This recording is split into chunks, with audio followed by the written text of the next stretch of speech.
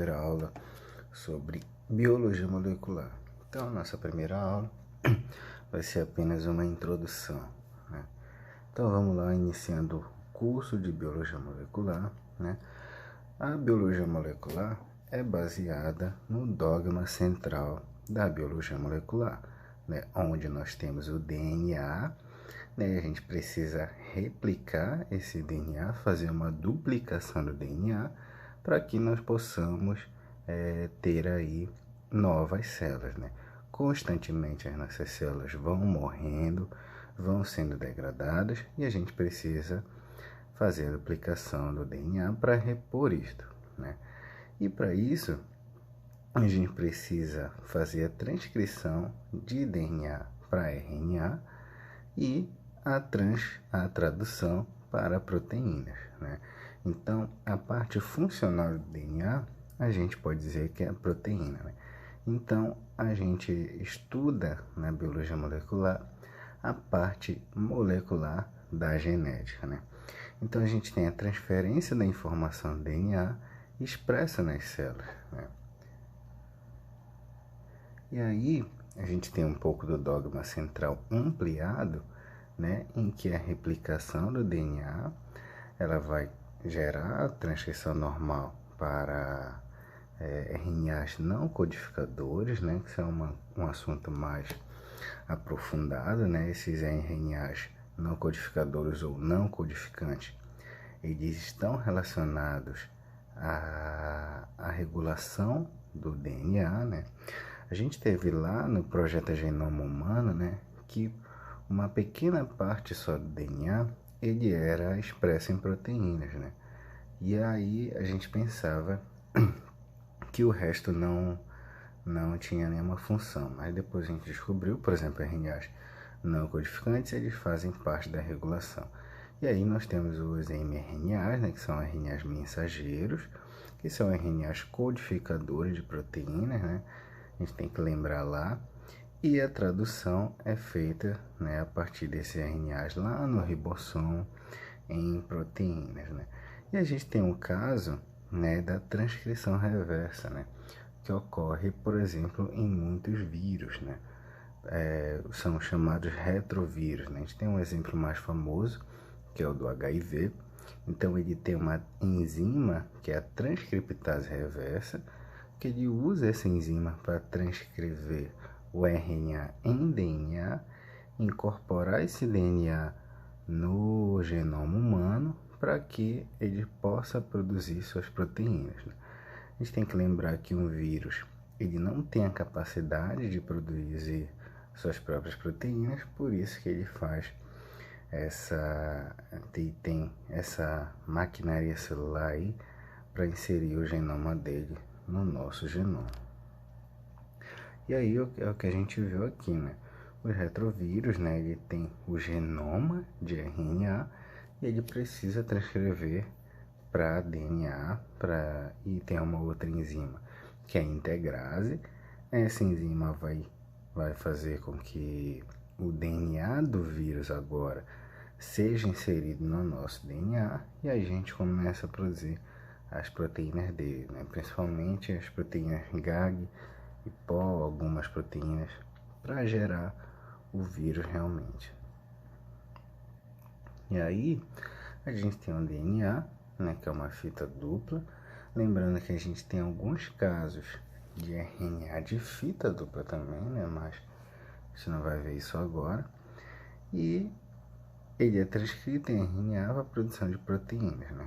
Essas proteínas elas vão sofrer algumas modificações, né, em sua estrutura e sequência de aminoácidos.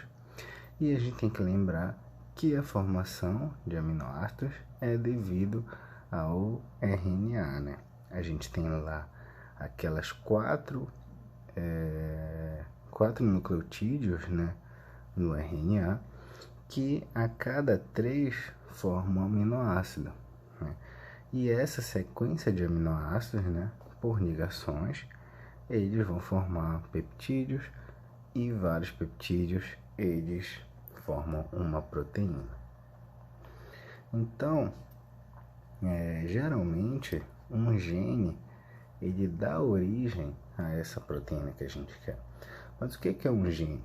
O gene é uma sequência de DNA que é sintetizado em um produto, que é o RNA mensageiro, para a síntese de proteínas. E ele inclui as regiões codificantes e as regiões reguladoras. Os genes estão orientados do seguinte sentido: da 5' para a 3', né? Isso é um carbono, na verdade, o carbono 5' e o carbono 3'. E é uma fita codificadora, né, que vai dar origem ao RNA mensageiro.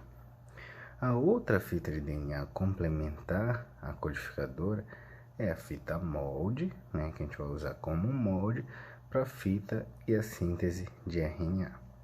O RNA, portanto, ele tem a mesma orientação e sequência da fita de DNA codificadora. Então, a gente tem aí os exons, que são os codificantes, e os intros não codificantes. Lembra que eu falei lá que a maior parte do DNA não era expressa em proteínas? São chamados os intros, né? E a gente tem ali uma cadeia inteira, e somente os introns eles são ligados pela DNA ligase, e aí eles são expressos. E alguns organismos eles não apresentam intros, né? Incluindo alguns eucariotos. E os genes eles podem ter uma cópia simples ou múltiplas do genoma. Então ali a gente tem a grande variedade, né, de genes que nós temos ali em vários organismos, né, como plantas tem mais de 50 mil genes, os mamíferos 30 mil, por exemplo, o parvovírus, né, tem 5 genes apenas, e por aí vai, né? Quanto mais complexo o indivíduo mais genes ele vai ter, né? E aí a gente tem os componentes dos ácidos nucleicos, né? Os ácidos nucleicos eles são divididos na classe das purinas e as pirimidinas, né? Sendo que as purinas elas são da classe das adeninas e as guaninas. E as pirimidinas são timina, citosina e uracila.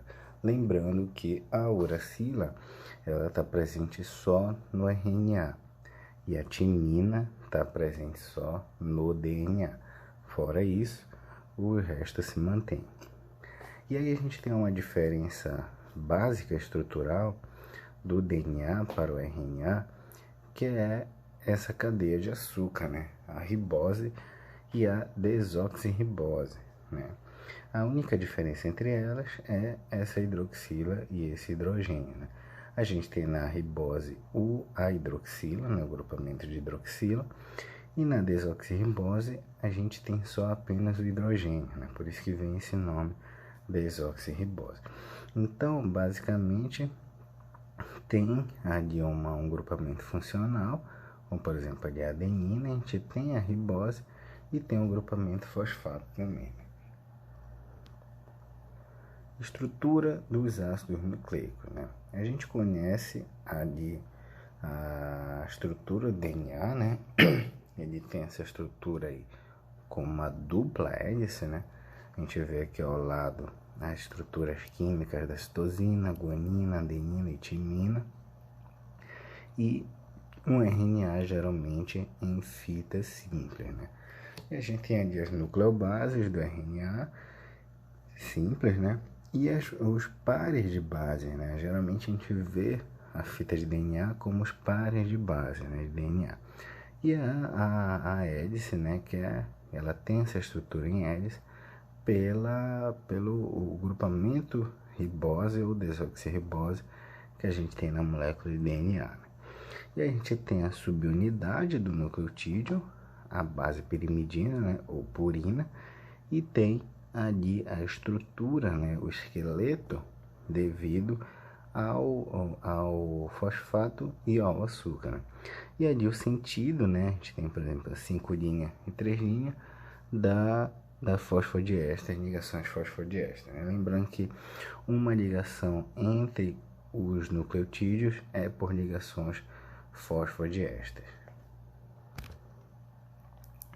E aí, Watson e Crick, né, Francis Crick, eles descobriram através de algumas técnicas da física, e aí a gente vê a importância, né, da integração de outras áreas, né, na biologia, para que a gente tenha uma maior elucidação de como funcionam as coisas.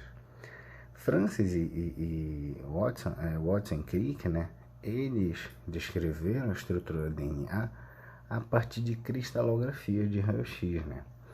Primeiramente já se tinha uma ideia, né, de como era a estrutura devido à estrutura química que a gente acabou de falar, do grupamento de fosfato, da ribose e da classe, né, das purinas e as pirimidinas. Já se tinha uma ideia de que o DNA tinha essa estrutura em hélice, né? Mas foi através de cristalografias de raio-x que a gente conseguiu meio que ver a estrutura do DNA. E essa técnica não é nada mais que jogar feixes de raio-x na estrutura. A estrutura ela absorve e a gente consegue visualizar um pouco ali de como que isso acontece, né? Então a gente tem ali uma representação de estrutura química 2D de como essas moléculas se organizam para formar essa dupla fita, né? Essa hélice. Então a gente tem ali a backbone, né? Que seria o esqueleto, né? O açúcar e o fosfato. E ali a gente tem a interação das timinas com adenina e guanina com citosina, né? Lembrando que a guanina com a citosina, elas fazem 3 ligações de hidrogênio, como a gente pode ver aí. E aí, logo em cima, a adenina com a timina, isso no DNA, né? Lembrando que a timina só está presente no DNA, a gente faz 2 ligações de hidrogênio. E aí a gente tem o sentido da fita, 5 linhas, 3 linhas, em uma cadeia, é uma fita simples, né? E na outra cadeia a gente tem um contrário, né? 3 linhas, 5 linhas. Mas o sentido da replicação, da duplicação, da atuação da DNA polimerase é feita através do sentido 5 linhas, 3 linhas.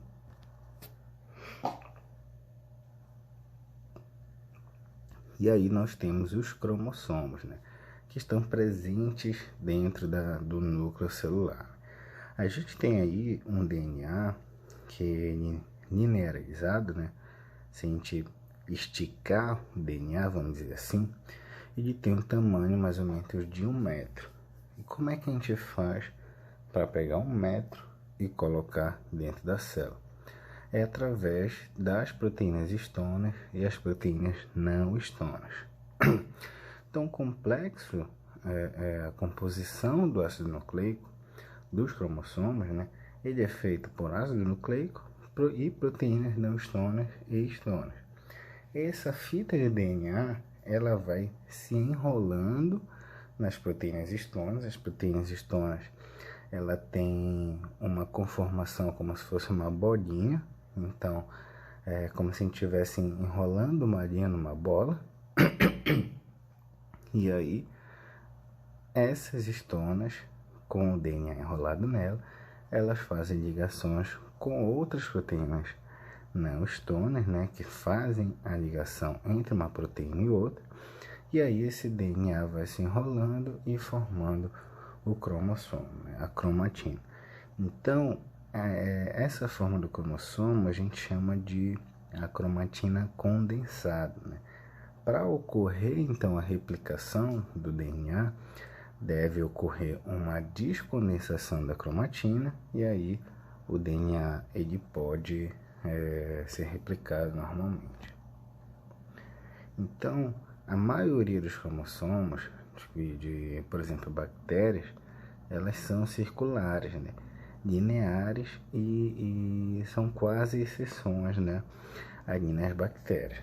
Então, alguns procariotos, eles podem conter plasmídio, DNA extracromossomal E em geral ele é circular, né? A gente não tem ali um cromossomo dele. E eucariotos, né, eles têm alguns plasmídeos, alguns desses DNA circulares em levedo, né?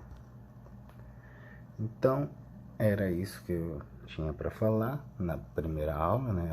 Uma aula de introdução. Na próxima aula a gente vai ver como ocorre de fato a replicação do DNA. Desde já eu queria agradecer, um abraço a todos e bons estudos.